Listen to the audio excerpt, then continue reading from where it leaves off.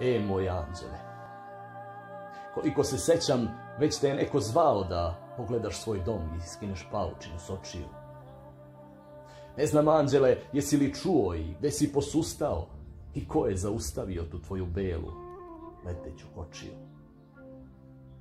Ne znam da li znaš, ali ovdje još uvek vladaju patnje, boli i strahovi i nema ni tračak nade za bolje nešto.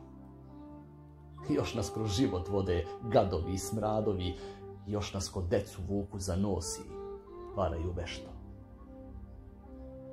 Pogledaj, anđele, oni slepi još uvek tumaraju u gomili, samo što se od onda mnogo namnožilo.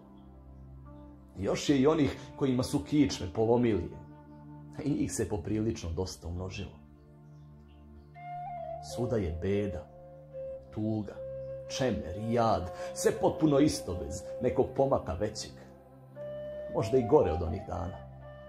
Iste priče, iste probleme viđam i srećem i mnogo je živih, nezaraslih rana. Po ulici viđam prosuti ponos, pune su kible obraza i časti. U modi je cinizam, nemoral i gordost i svi žele da lete, a ne znaju pasti. Molim te, obiđi nas, anđele, umij to pospano krmenjivo lice i paučinu skini sa svojih očiju. Smiluj se, oslobodi krivice i skreni ka nama tu tvoju belu, leteću kočiju.